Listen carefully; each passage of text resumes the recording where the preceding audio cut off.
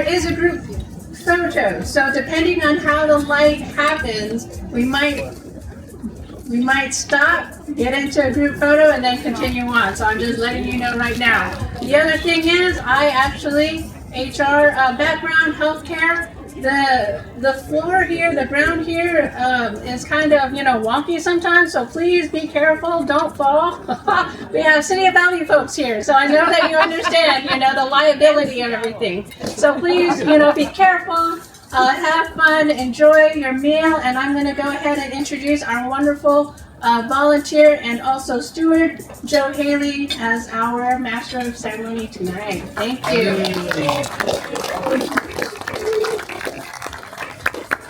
Well, thank you very much for being here this evening. As Alice said, my name is Joe Hailey. I am a steward, a graduate of the Stewards program, longtime volunteer. And our theme tonight, let me back up just one sec.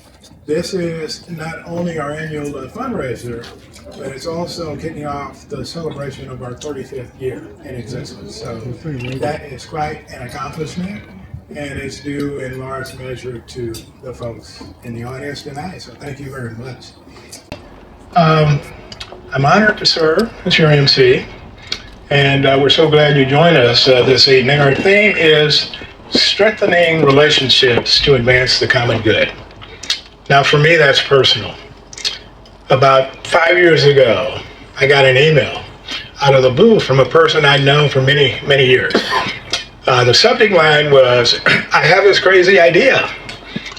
Now, when you get an email that opens in that manner, you're a little curious, but you're a little cautious as well. The email came from our lovely CEO, Alice, who you just met. And her crazy idea was for me to consider volunteering to help the center with fundraising strategy. And those who know Alice, you already know I said yes. So, I thought I was just saying yes to a friend.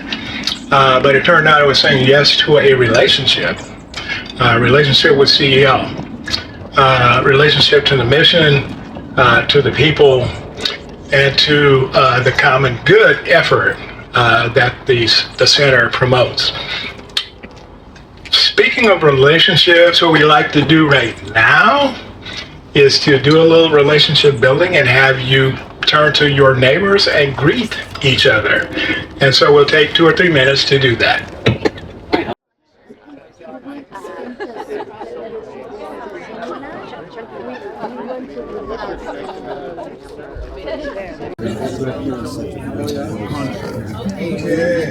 Okay, thank you very much for that participation. So now I'd like to offer a special thanks to our sponsors for this evening.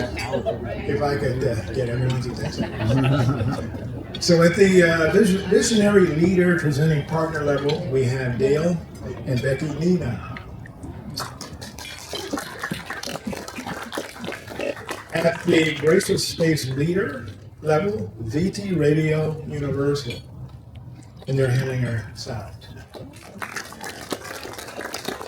At the Value Space Leader level, PorchLight. And also at the Value Space Leader level, City of Velma. Thank you all for that support. So we've got a wonderful program prepared this evening that highlights the heart of our mission, recognizes an exceptional organization at the forefront of the battle, and offers ways in which together we can continue to positively impact our world. For more than 3 decades, CEL has continued to inspire and prepare people with diverse perspectives to lead collaboratively and joyfully with a commitment to personal integrity and social justice for all. This is accomplished through our trainings, workshops, and client services. Highlighted this evening is an example of CEO services to community groups. In this case, the King County International Airport Community Coalition, also known as KCIACC, if you're into acronyms. In a world permeated by us them thinking, our approach provides people with practices and tools to work together despite differences to serve on behalf of the common good. It initiates a movement where leadership is grounded in values, inclusive of all, and sustained by a fierce urgency to act on behalf of our common future. I'm pleased to introduce the Honorable Velma Veloria, a CEO client and partner. She was the first Filipino American, as well as the first Asian American woman to be elected to the Washington State Legislature as a member of the House of Representatives.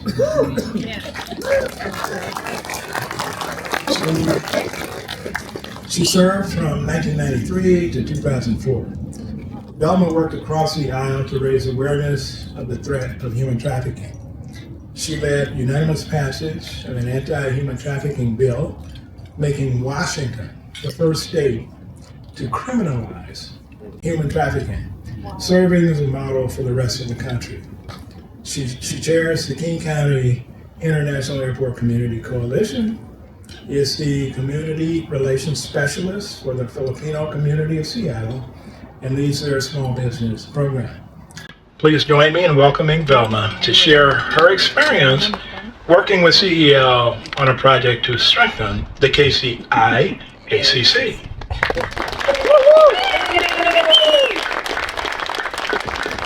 I wanted to say thank you, Alice, for the invitation and for the honor of having me here.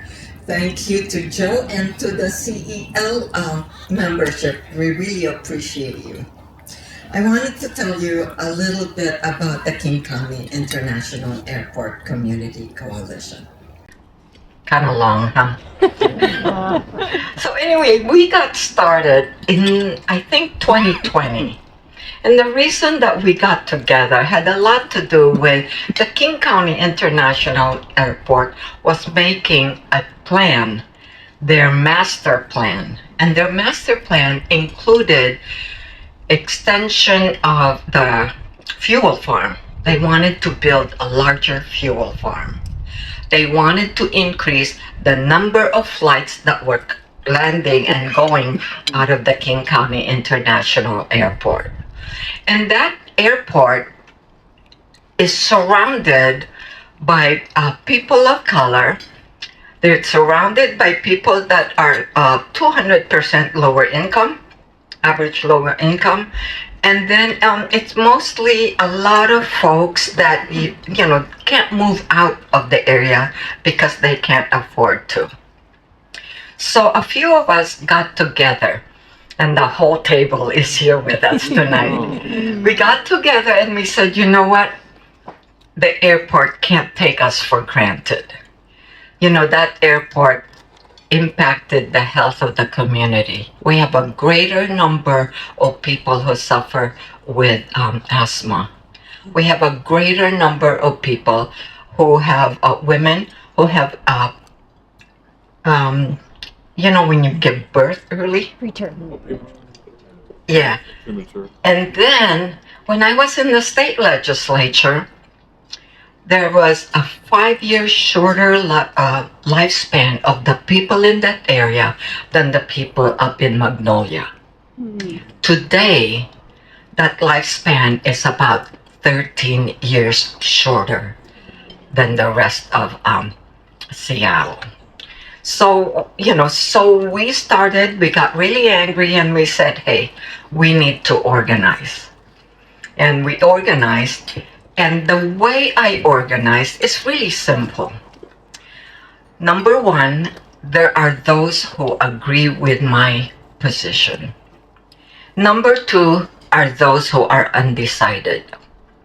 Number three are those who definitely oppose my position. Until I met Alice, right? Alice had a way of organizing to bring people, everyone together to the table. She is optimistic, so she always comes with a smile and, a perspective of, Velma, we can do it, right? And then she leads with love. So it kind of turned my organizing efforts kind of upside down. So I wanted, we were driving here and I was thinking, you guys have seen her and she's organized, with us. So what do you think I should say?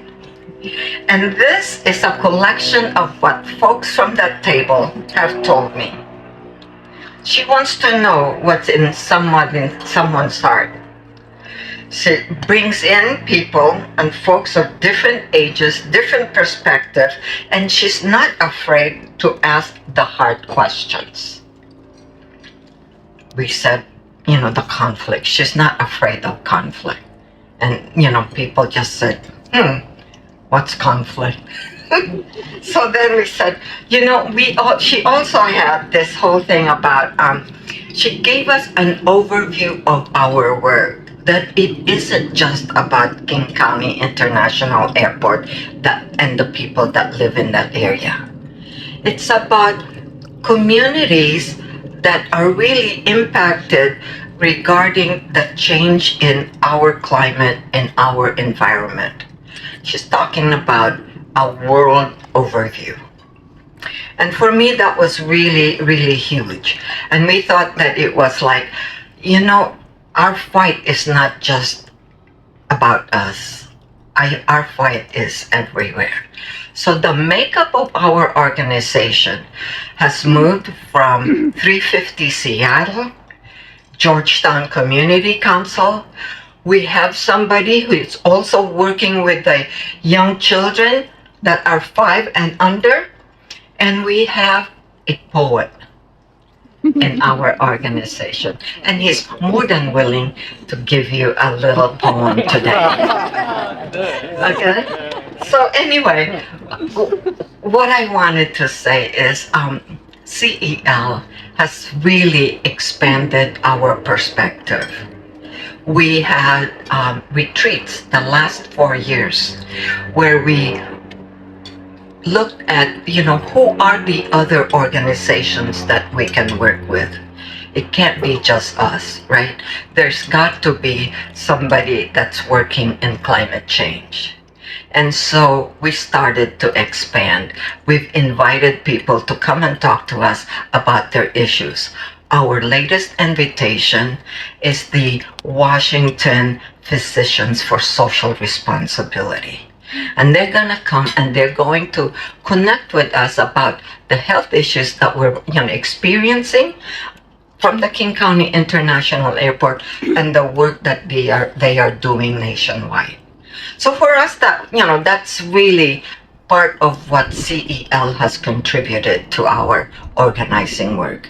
And I wanted to thank you to the whole CEL. Who's a member here? Who's on the board? Oh, there's a few of you here. And who has met Alice? So you see what I mean? So I really wanted to say thank you very much. Thank you for coming to this dinner tonight. And thank you for all the work that you do. And don't forget environmental justice. That's our theme in our coalition. Thank you.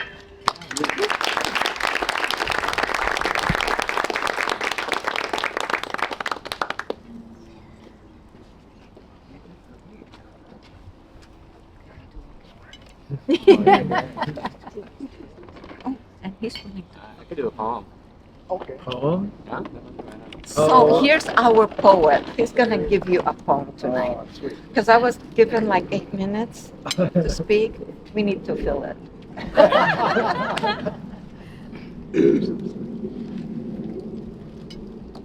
Hello? Wait. It's not on. Here we go. Okay. See if we can hear you. Hello? Yeah. She tells me she sees planes fly overhead, Contaminating her community with lead makes both our heart break, knowing it is not only this place. Environmental injustice, let us not be reluctant. Build outrage for social change, hence we need to educate. This recreational hobby, putting lead in our bodies. What will you say to them? How will you take action? Oh, yay.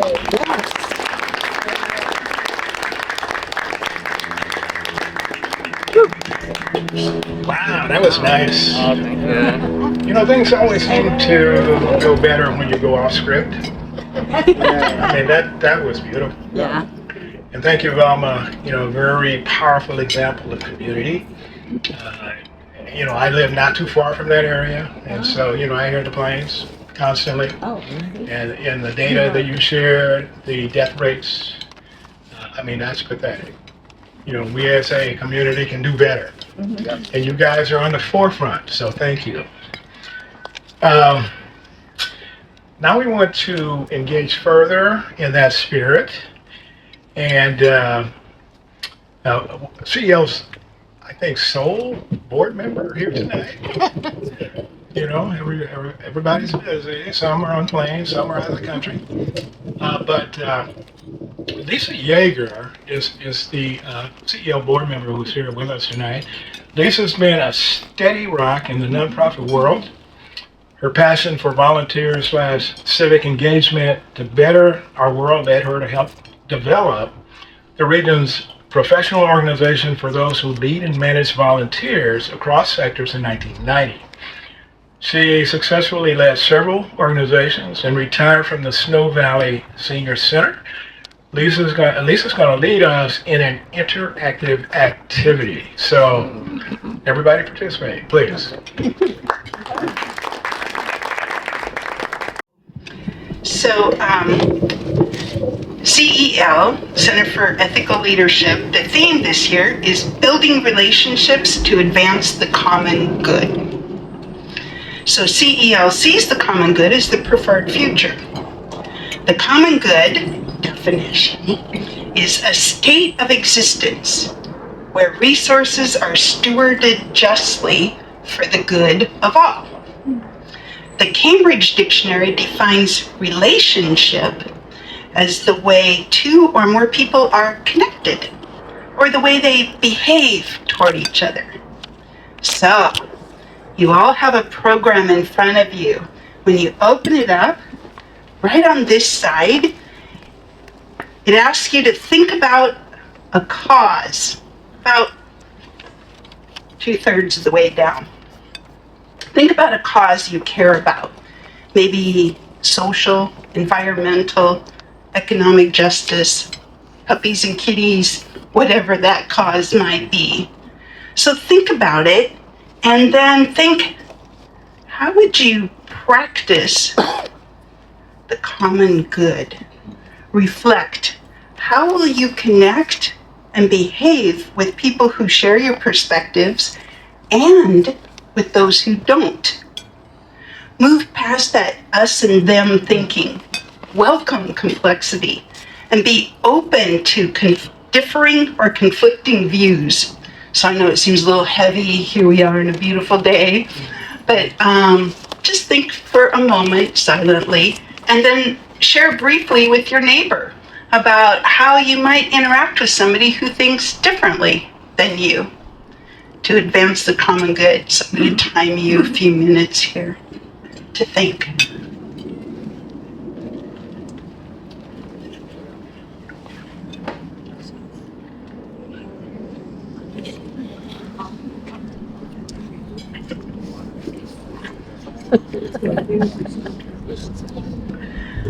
Well, go ahead and turn to your neighbor and share some of what you were thinking about. One way for people try to. You and I are. Would you like to begin? I'm thinking Oh, I as you should. So I don't know what you can do. That's the experience, understanding what is it that impacts them and how how to be helpful. I care about I think it's very important. I like the you said too many times a lot of the supporting communities that have been here for quite some time, and how they're being threatened by Yeah, English is a second language for a lot of players all over the world, and in the U.S. The things people go through to immigrate to the U.S. and how their desires are the same as. Thanks, Lisa. That was really a wonderful way to bring us all together. And so now let's get into the award that we're here tonight to celebrate. CEL defines ethical leadership as knowing your core values and having the courage to live into them in all parts of your life in service of the common good, a preferred future for all. In the spirit of our founder, Dr. Bill Grace, who's seated in the back, who doesn't like attention, but in the spirit that Dr.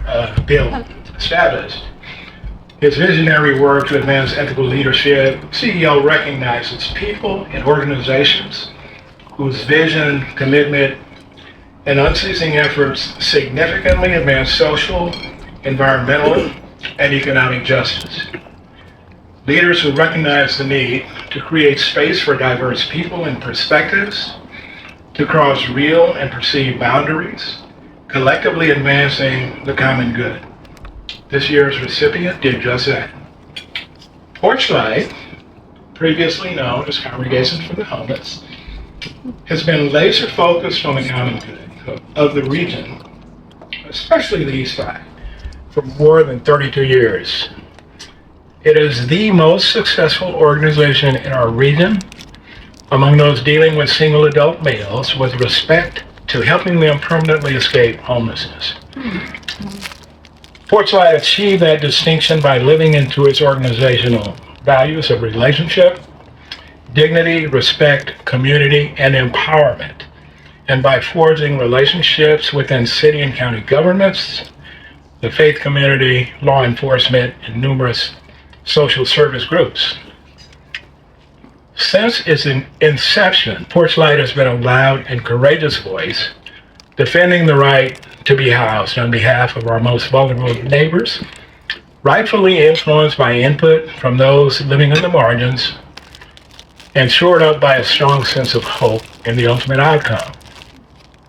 The organization earned the trust of Eastside neighbors within proximity of each of its temporary shelter locations over the years by genuinely listening to and confronting head-on all concerns raised during community input sessions. They practiced CEL's gracious space, one of the 7 practices of leadership for the common good. PorchLight's vision led to funding and construction of the first ever permanent men's shelter on the East Side. The facility is world-class and houses key supportive resources within the facility. It is a shining example of what can be accomplished when a significant percentage of a community pulls together for the good of all. Please join me in congratulating this year's Bill Grace Award recipient, PorchLight.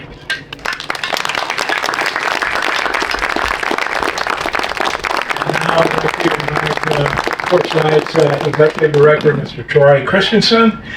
And if the board would like to join me as well, you're certainly welcome to receive the award.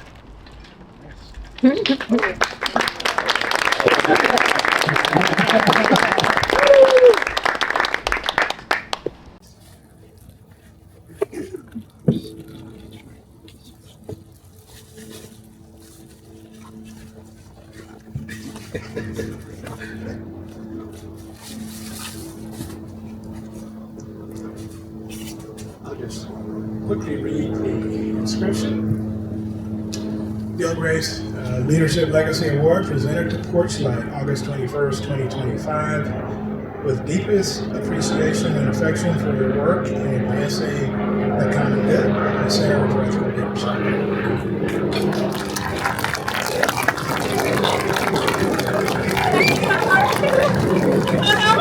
Oh, yes.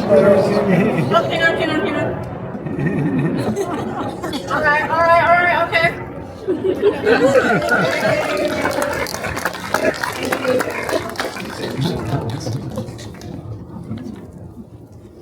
It's been my pleasure getting to know you over the past couple of years. I also want to thank Bill Grace. I wrote these comments before they said you don't like being recognized publicly. I first met Bill more than 20 years ago when he consulted on Pierce County's first plan to end homelessness. We've stayed connected through the years. I was part of the Deep Hope Institute, which was one of his endeavors, and am now looking forward to the National New Stewards Fellowship with Bill. Thank you for all you have done for our world.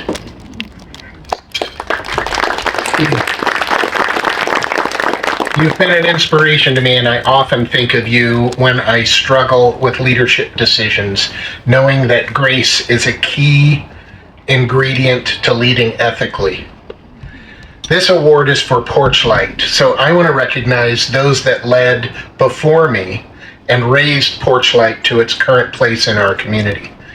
My predecessors, David Bowling, who is here this evening,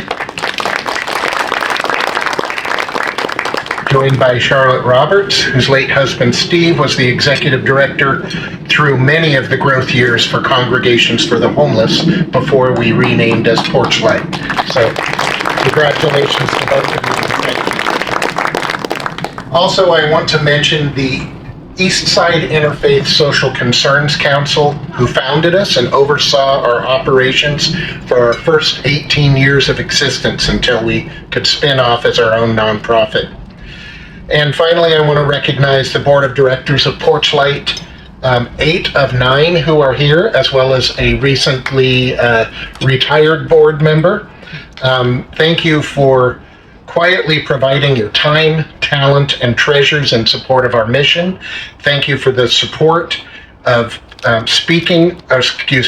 thank you for that support. And speaking of our mission, it is to partner with men and the community to create a path from homelessness to stable living. We recite that at the beginning of every board meeting to remind us why we do what we do. We do that mission by providing shelters and supportive housing to men who are struggling to find their way out of homelessness on the east side of King County. As a younger professional, back then, I know I'm not a young professional now, but when I was younger, I always wanted to find some genius in myself to create something no one else had thought of. But as I aged, I realized not only was that not probably going to happen, but also the idea of that set myself apart from others, something my ego wanted for me. But the main point wasn't connecting with others and being in relationship with others, which is really much more important. What this realization meant for me was that I wasn't focused on what was really important, the common good. I was focused on my own advancement instead, couched in work that I hoped would have a positive impact, despite my own narcissism. I'm not sure if anyone can do both of those things, but I couldn't. So I came to the realization that I was likely never going to create something new and special. So I figured, well, if I can't be a genius, maybe I can actually do some good during this one life I have. So I began to focus on how to do the right things for the right reasons for the common good. The good of those we serve, the good of our neighbors, the good of our employees. Then I met Bill Grace. At the time, Bill was peddling the then radical message about using the workspace to advance the common good. This may seem like a central theme to many workplaces these days, especially nonprofits. But at the time, it was seen as a way outside of the box idea. At that time, Bill had already founded the Center for Ethical Leadership. He had this idea of treating everyone as though they had value, making sure we could see in ourselves all of the flaws we saw in others, those that we identified as the oppressor, and approach them with love and grace, knowing we all have both light and darkness within us. Seeing the good in them and seeing the flaws in ourselves allows us to find a way to be in relationship with them across our differences. He later founded the nationally acclaimed Common Good Works as well. You probably remember just a few moments ago, all of the same adjectives were used to describe Alice. The way that she works with people that we would normally not think about bringing to the table. People that have different ideas from our own and different values than our own, and finds ways to connect them. When I think of ethical leadership, I think of the difficult work and challenging processes, many of which heavily weigh in the direction of a quick and easy fix, especially when the world moves so fast these days that more issues and challenges are always presenting themselves. But what is really required for me is to use my whole self, which is not natural for me. My MO is to try and think my way through things using only parts of who I am. This doesn't work for big challenges, and it doesn't work when the goal is to solve issues through relational rather than transactional work. It is often a slog with a lot of dialogue and analysis, and it means hearing from those we serve, not just those providing the service. It means having grace for those who struggle to speak to power, and those in power who are impatient when spoken to. It means loving those who would do us harm. And it sometimes means handing over the power to others, those who don't usually have it. I have to remind myself regularly that there is not much benefit to having privilege if I don't use it for the common good, and if I don't share it with those who, at least currently, have less. When it comes to PorchLight, I'm reminded of the women who started the first men's shelter on the east side, the one that continues as PorchLight's rotating shelter today. These women not only worked across their own religious differences, but they engaged congregations and included churches that practiced exclusion, ones that still discriminated against certain populations, congregations that, despite this, wanted to help with the crisis of homelessness on the east side. So they put aside their differences, rolled up their sleeves, and built something beautiful, something bigger than their differences, something built on love for their fellow human beings, and something for the common good.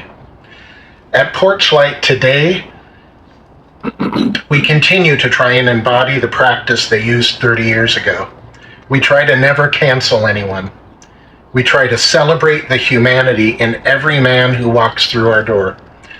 We try to feed their bellies as well as their souls.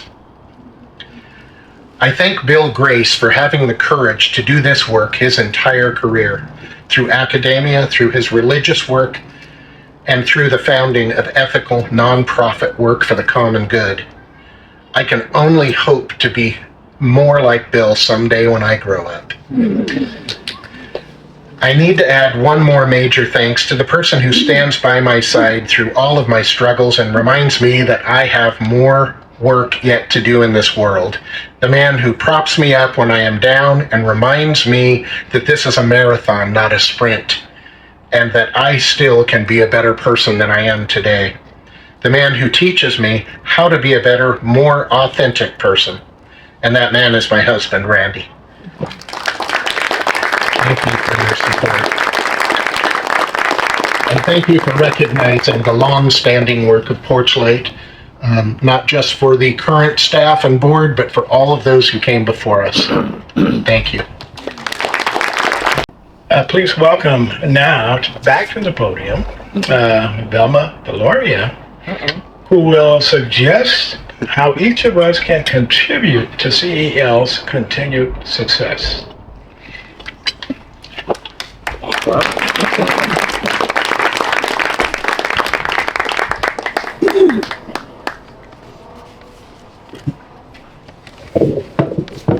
he tells me this is the ask. So, thank you all again for being here. And now, just like any campaign, we can't do it without you. This 35 years that this organization has been alive and doing well, it needs to continue.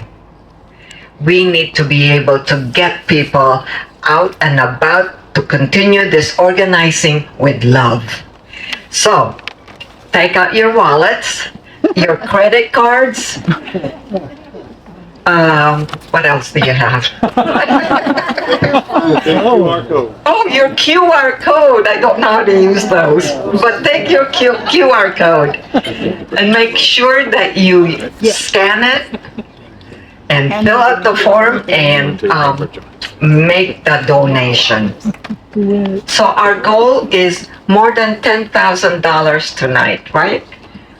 So if we gave, how many people are here? So I think if everybody gave and we doubled it, we'd make at least half of that. Okay? So 200 times 50.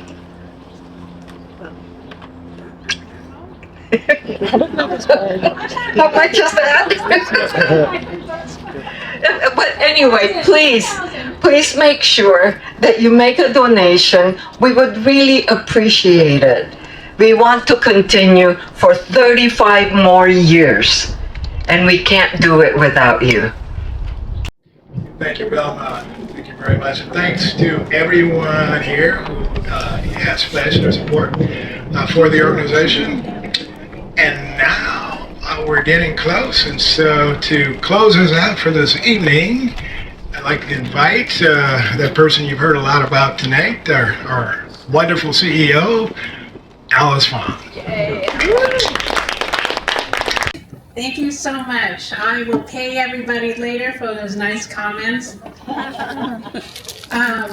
Thank you so much again. Thank you so much for coming here. I am standing between you, the picture, and cake. So I will make it brief for this. I do, I have to say that I'm a person of faith. And so I really feel like this is part of a larger picture of my journey. It began with my dad teaching me about values and standing up for what I believe in, having thick skin, really speaking out. And he did it by sharing his stories of how he stood up and spoke for people who might not be able to speak for themselves, and losing jobs for that because he was rubbing people the wrong way. And I might have shared this before with folks. My dad, one year, he had 12 W-2 forms because he could not say anything. And he's a chef, so there are only so many Chinese restaurants that are out there. And so he would just, speak up when things aren't, there. People, helping people advocate for, higher equitable wages. And my dad had passed, and some of you know that. And in that passing, one of the gals that spoke to me and shared her story, and I remember when he was hanging out with her a lot, I actually accused him of cheating on my mom. And so after that, he stopped telling me about her. But we circled back, and she shared with me she's a single mom. She left the mother country with her son. Came here, didn't speak the language, and somehow she, my dad saw her and started talking to her and really encouraged her, help her find a better job, help her find a community, and said, hey, you should really consider buying a home. And he helped her, with that, teaching her how to save money and whatnot, finding a person to help find the house. She bought the house. She is in her house, and she shared that with me in his celebration of life. And she said, "Without your dad, I wouldn't have this. I wouldn't have my home. I wouldn't have this confidence. I wouldn't be able to raise my son here, learn the language, have a community. And I think that's about leadership. Leadership is about doing just that. And sometimes, and I'm very fortunate to have two parents who are leaders, and also be able to teach me these concepts. That's why when I met Bill, it was like, oh yeah, or actually even before meeting Bill, bumping into the Center for Ethical Leadership, it was like, oh, this makes sense. And it's this thing that makes sense that is actually wisdom from our ancestors, all of our ancestors who brought us to present day, that allowed us to, thrive. And we need to have that reminder. In my work, I do consulting work with organizations, and of course I work with coalitions and groups and individuals. And sometimes we are so busy, we forget about the relationships. We forget about those connections. And so sometimes I share with my team and I'm like, I just go and remind people how to make friends with each other.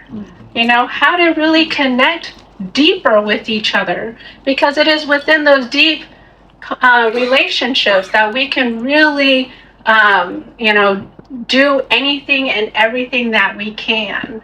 And I remember when I was talking with Bill, we drew a little box and we put the common good. We had the third circle leadership principle. We put values and gracious space. And we're like, you know what? Anything that we put in this little box, we can accomplish. And we guarantee that. I feel like the Men's Warehouse guy. But it's really true. And I've used that box, that concept that my father taught me to do just that. And I was able to be very successful in my career, engaging with people and helping people resolve conflict, resolve and deepen their relationships. And that's how I got my relationship with Steve Roberts. I was a member of Bell Press. They put both of our ministries together, the Congregations for the Homeless Men's clothing, holiday boxes, or Christmas boxes, I can say that. And then I was involved with Angel Tree, and both of us had gifts, and we're vying for this small space. And we were like, we're here. But, we started talking, and every year we would work together, and our relationship grew, and we supported each other with our gifts and so forth, and we, served in other ministries and whatnot, and got deeper connection. And when I, the last time I saw him, we had lunch, and he was like, and I said, Steve, CEL, basically, we're trying to make more you. Just like everyone that we are recognizing our past award recipients, our trustees, Dale and Sharon Tamiko Santos, who is our first CEL Board of Trustee here at CEL. So thank you, Sharon, for coming to our 35th. Thank you. We wouldn't be here without you. And many of you who said that, Tina, and so, that is that energy that we are giving to tonight and into the future. Because for me, I don't like no for an answer. I look at ways to work around it, and people who have worked with me would be able to attest to that. And so our goal really in the next 35 years is to raise up the next generation of folks who are intentionally thinking about relationships, really thinking about the common good, making decisions that will affect the good of all. Because right now, sometimes people think the greater good, or, my friends and my peeps. But until we really have some leaders who are able to think about the good of all and be able to bring people with diverse perspectives together, we're going to have a lot of missing perspectives, because not one person can have all the answers. We may think that, I thought that, and then my dad's like, no, you have to listen to everybody. and gather, those inputs, and then you're able to think of something that is more stronger and more powerful. And that's really what CEL is doing, just reminding people, how do we, be in community with each other? How are we able to be friends with each other? Because when we're doing that, we're smiling, we have joy, and that's what our world needs. I mean, in my humble opinion. I think laughing, and I studied exercise science, so when you're laughing, it doesn't take as many muscles than when you're frowning. So it's actually better for you to smile and laugh and have joy in your life. And I have a lot of joy in my life being able to go through Stewards with Bill, back in 2017. And really align my vocation with my passion, and that is developing leaders. It always has been since the mid-90s. And so I'm just, here I am living my best life, and I want to help other people be able to do that too. So your contributions are helping programs like that, helping us be able to work more with community groups, and be in spaces so that we can help, develop leaders so that they're able to make our world even more joyful, especially in these trying times that we have right now. And so thank you so much. I said you need your cake. So what we're going to, or no, you need to pause on the cake and have our group picture. And so I want to thank everybody who is supporting of this event. So I have to say, want to thank Christian Lopez Moreno, who is our music guy and our sound guy. Chito Benito, he is not able to be here, but he helped design and market and brand everything. He's very, very slick. And Cindy Domingo, Guhan, who is our videographer. Joe Hailey, JP Jefferson, he is taking care of his family. He's on the board of trustees, so he's in Hawaii.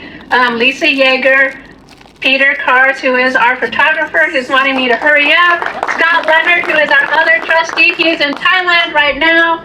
Shirley Blaze, Thais Kane, who is our staff person. So thank you, Thais. And Banji and Velma Veloria. Thank you for those wonderful words. I'll pay you later. And thank you for Becky and Del Nino for sponsoring our event. Again, Voice Tacoma, Radio Universal, and then City of Bellevue, and oh my gosh, PorchLight! I did that. I did it on purpose. Would you believe me? Okay.